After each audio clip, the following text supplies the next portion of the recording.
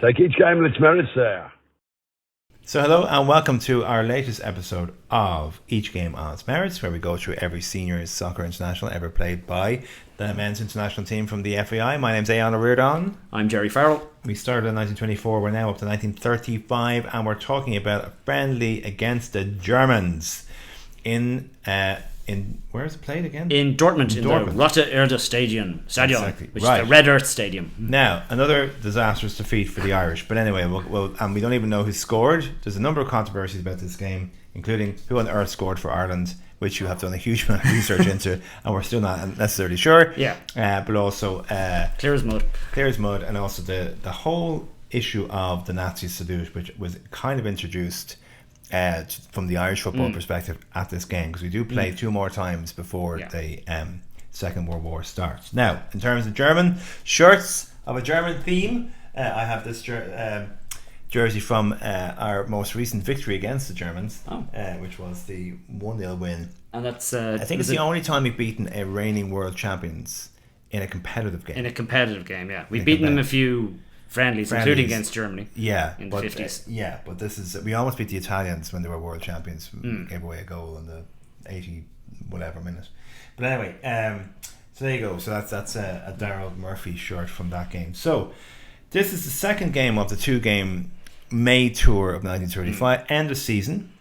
And you were making the point there just before we began recording that the Irish team is becoming a bit more settled because there are no debutants, as has been referenced in this book by Donald Fallon. It's the first time I think we don't have... there's a good stat he has there. Okay, for the first time there were no debutants in the Irish team. So far the selectors had used 72 players in 13 matches, almost 6 new players per game.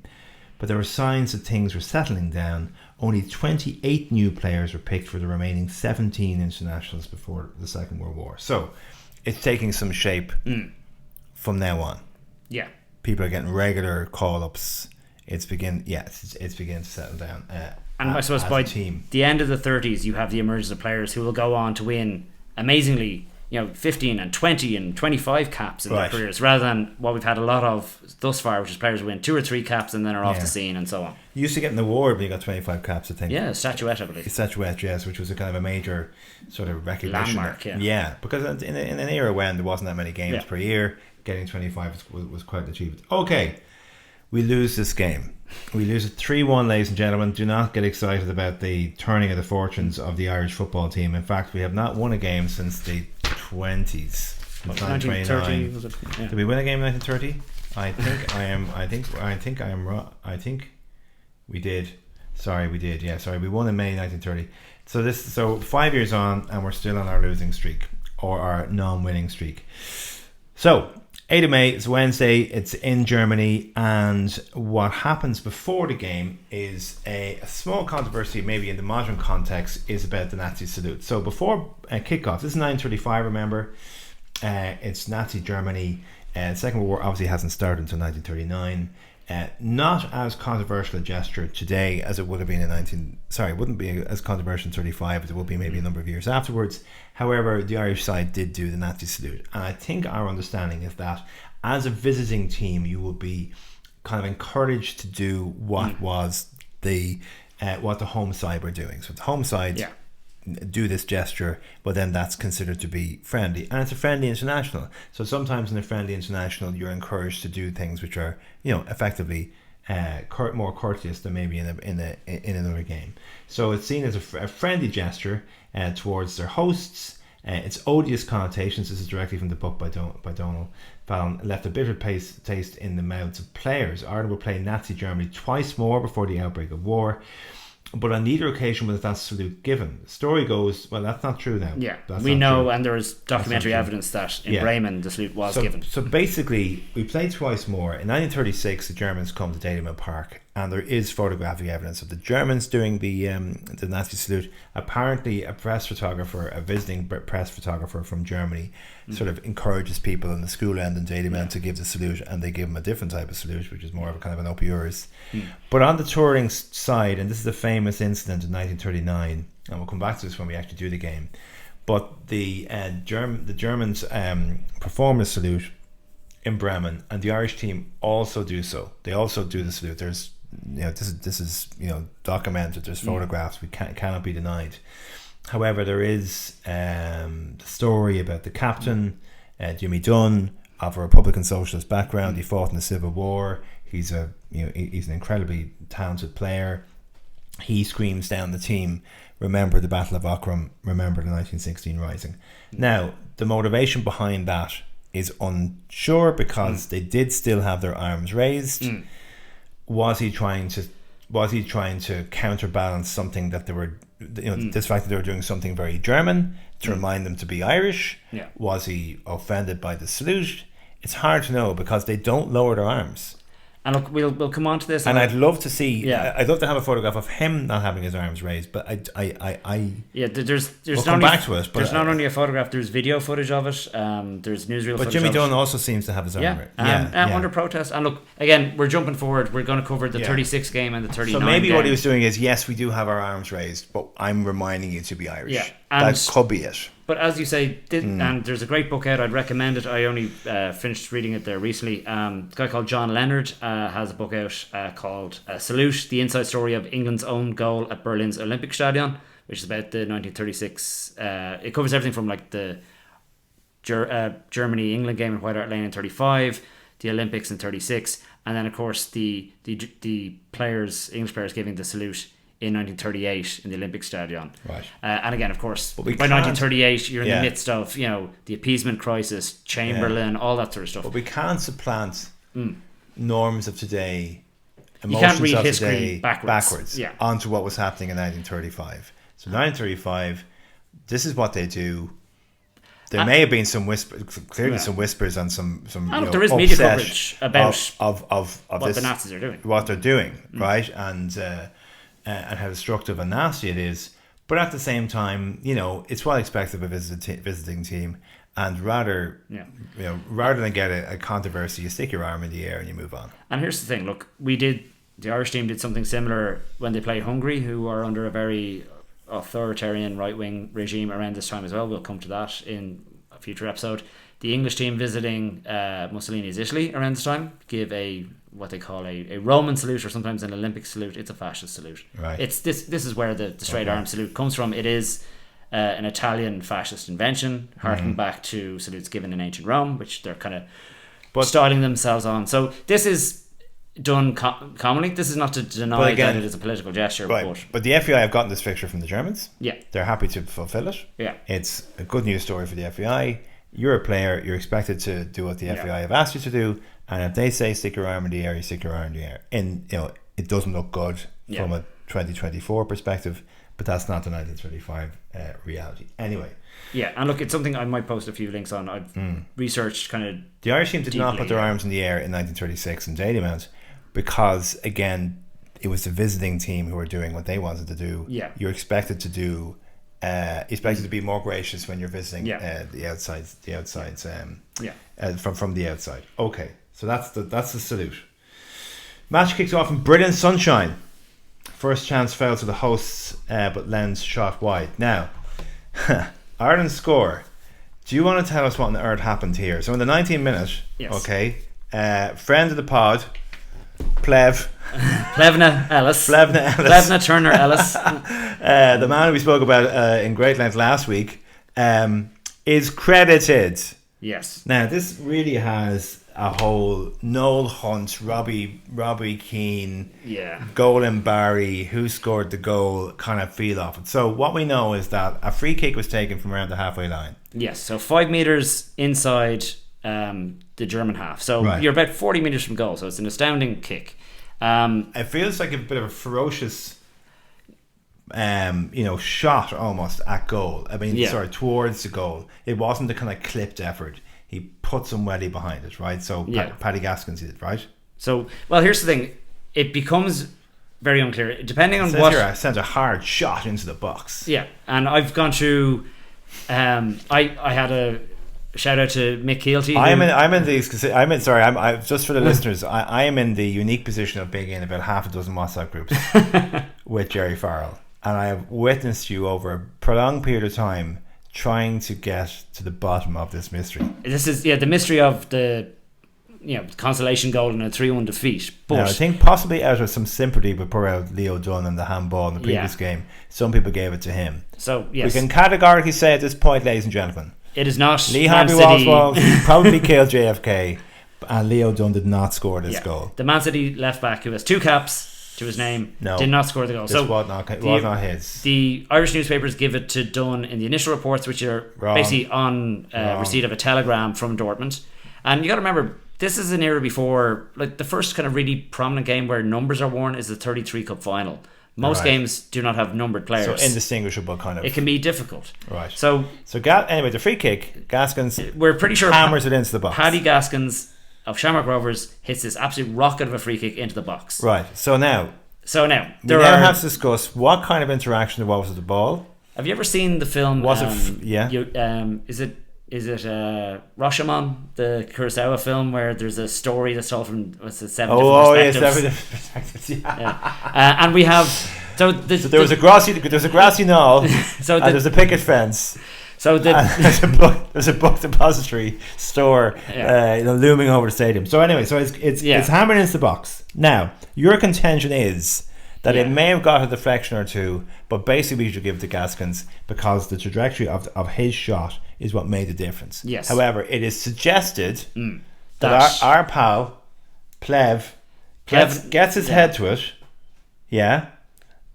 but a German defender, the fullback Teufel, and the goal kind of goes for it simultaneously. There's a kind of a double header, if you like, or a kind of a combined header or combined deflection, maybe between each of them, maybe between one of them, possibly by the German, and it flummoxes the goalkeeper Bullock, and the ball comes off the heads of Ellison Teufel, leaving the keeper stranded and bounded into net. So and I'm going to disagree with Donald's report there for a couple of reasons, because I've had Mick Keelty do me a favour and go into the German newspaper archives and start doing some translations. So the identity of every player involved in that whole passage of play is up for debate, because the free kick is taken by either Dunn or Gaskins. But we've ruled out Dunn. We now know it was Gaskins. But it's contended that it was Dunn in some reports. The player who's going for the ball... I'm not having that. The player who's going for the ball is either credited as Plev Ellis. Could have been anybody. Plevna Ellis, named after, as we said, the 1877 siege of Plevna in the Russo-Turkish War. Appropriately enough. Or Alf Rigby. And the player, the German player who's contesting the ball is given as Teufel in Donald's account, but in most other accounts is given as Daminger, who is the actual striker who's defending the free kick. So most German reports and a lot of Irish newspaper reports say it's Daminger. So the player challenging the ball, the player challenged from the Irish side going for the ball, and the player taking the free kick are all contested. It feels like everybody was kind of watching, or watching each other. And it was a kind of a confused situation, and the ball may or may not have deflected off anybody and ends up in the back of the net. But you think that fundamentally Gaskins should be given the credit because he kicked the bloody thing. The DFB and the German newspaper reports all credit Gaskins, and they actually rave about him. They say he's the playmaker from the back. They say it's an astonishing free kick. Okay. They do say there is a tussle for the ball as the players go to challenge for it, but they're uniform in crediting the goal to Paddy Gaskins. So Paddy Gaskins... So it wasn't an indirect free kick, but therefore would have been ruled out. Yeah, and I'm going to do something kind of go for it. Crazy here. I'm actually suggesting that Plev Ellis, who has 2 goals to his credit and 7 caps, should lose one of those goals and should be credited to a Shamrock Rovers player. Well, unbelievable. For a Bowes man, that's a big move. I think on the balance of probability... Big move. If it's to be credit for anyone, I probably should be Paddy Gaskins. Did Gaskins? Did he have any other goals to his credit? No, he has 0 goals on his international. Grave without a goal. And Paddy Gaskins, he only lived to be 40. He died in 1949. Oh, bloody hell! So a top player in his day. Okay. But I'm suggesting, and again, listeners, I know there's members of the Gaskins family. I found some. If anybody has any dusty footage of this game, yes. Anyone in any German listeners, anybody, anybody who knew anybody who was maybe a German sort of defender in that match, who went to their grave knowing the truth. Yes. Of the identity of the identity of the Irish score. Anyway, so we're 1-0 up, and well done us. Okay, it's an unusual position for us. We're not used to be 1-0 up or leading in any circumstance. Okay, this German side are handy enough. Would we consider them to be handy? Yeah, I mean they're on a very good. They're third in the world. They've come third place in the 1934 World Cup. They've beaten Austria in the playoff, which was the one that Italy were just allowed to win. Yeah, and they've around this time they actually have a very good run of results. I think at one stage they beat Hungary 7-2 in a game not long after this. So they lost to Czechoslovakia in the semi-final. Yeah, and they beat the Austrians, a very good Austrian team, in the third place playoff. Yeah. So they come third. Yeah, so this is a good German side. Good German side. And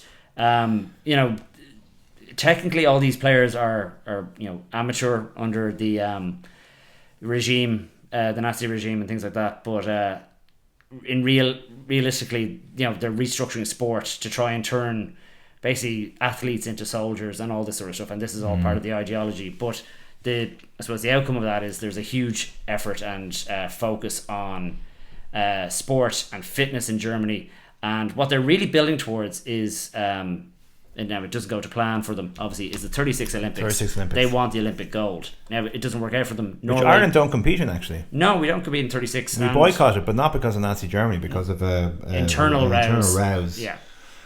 Yeah. So Germany get knocked out, spoiler alert, in the 1936 Olympics by Norway, quite unexpectedly. It's the only match that Adolf Hitler attends, and he storms out after the Norwegians scored the second goal. He's a bad loser. He has a habit of doing that. Right, okay, so basically, we're 1-0 up, and then we give away kind of a silly.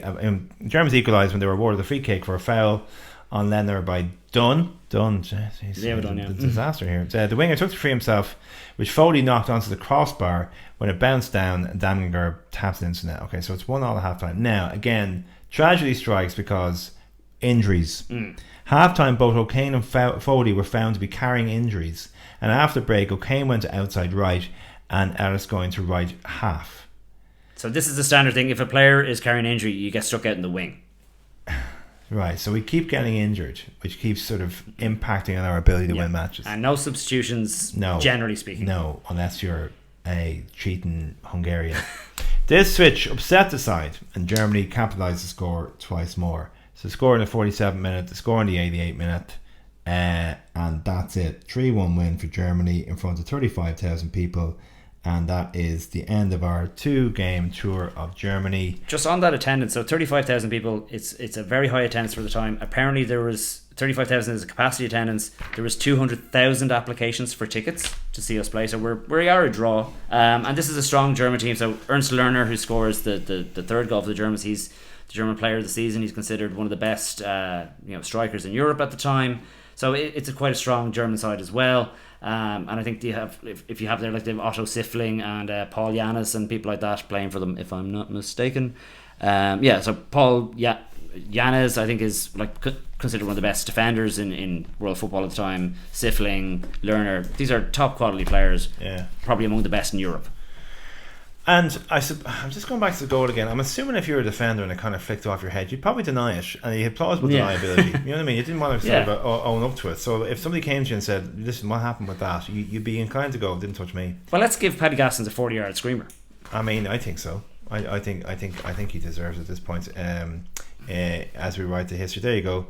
Germans, so the Irish team it says 2-3-5. Is that how they lined out? They're kind of a 2-3-5. That's the inside right, outside left sort of. The idea dynamics. of both sides playing similar styles. The third centre half, the third back, doesn't really come into vogue until around now. So Herbert Chapman, who is a hugely successful manager of Huddersfield Town and then moves to Arsenal and wins consecutively titles and all this stuff, he develops the idea of dropping one of the midfielders in as a third defender, and that's beginning to come into vogue, and it becomes what's called the WM formation.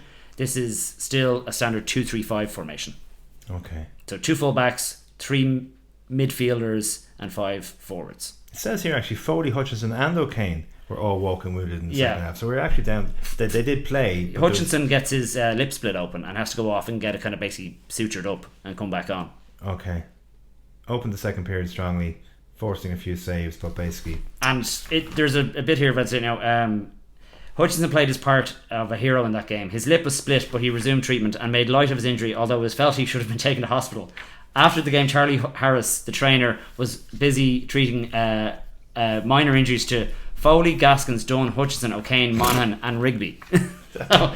It's a rough and tumble game. Let's say that. Charlie Harris, who we spoke about extensively at our event celebrating he's the same trainer of the team that went to the Olympics in 24. He's still around. He also trained the Dublin team at the time of the Bloody Sunday massacre in Croke Park.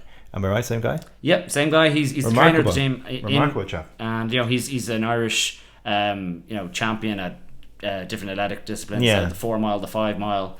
A fascinating character. And look, maybe someone we could get some of his family members on the podcast at some stage, because you and I were lucky enough to meet some of his family recently. Yeah, incredible legacy. Okay, so we do play again 9:35 in December. Again, in December, sort of home friendly, which is what the FAI seem to be up to at this time. Trying to get a team over in December, trying to play a friendly on a Sunday. And you got to remember, big matches are held in December. Like Christmas Day, Stephen's Day is the Leinster Cup final, which Leinster Senior Cup is played in those days, and this is a game that'll get big 5-figure crowds. So the kind of Christmas week games is a big draw. So big draw. Okay, so we're leaving this game here.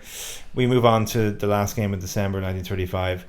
How do you assess in general where we are at as an international? Again, the IFA Ireland team, I know I keep repeating myself, they're playing regular games against bigger name sides, England, Scotland, Wales. If you have one eye on the English league, as people will have through clippings and all the rest of it, they will know these big name players who are coming to Belfast and they're playing these internationals every year, every second year, right? And this Free State Irish side, FAI side, is still it's playing against more sort of classier opposition, you might suggest, but still trying to find its own. But as has been said, the team is now forming an identity.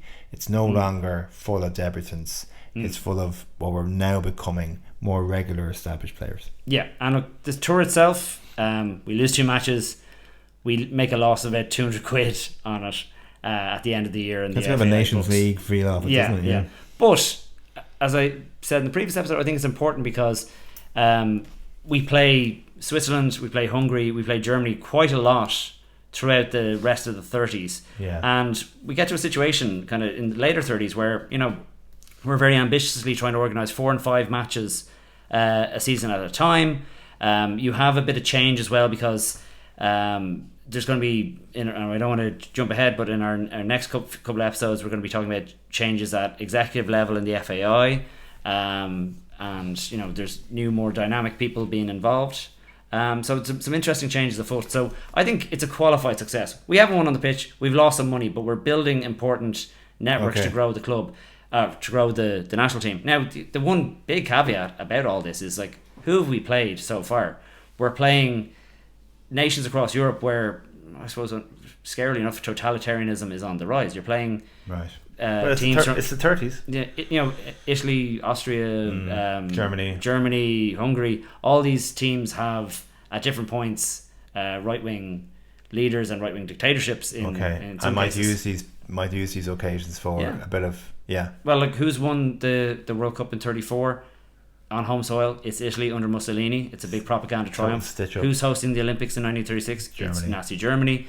And they are using sport as a big propaganda tool, and we're, I think, somewhat, if we're being generous, we're somewhat naively going along with saying, well, sport and politics don't mix, and we're just making conveniently just going along with it. Okay. So but something we'll cover in some other games coming up. So the last 3 episodes we did Hungary, we did Germany, and we did Switzerland, but all those 3 internationals are then doubled up in the coming year, and we play those 3 teams again, and we have better results. We draw with Hungary, we beat Germany, and we beat Switzerland. So same opposition, possibly slightly different teams, but the results are overturned. But we'll talk about that in more depth as we get to it. And as always, our social media output is there for you to look at, which photographs and film reels and bits and pieces that Jerry works very hard on, each game on its merits. Take each game on its merits there.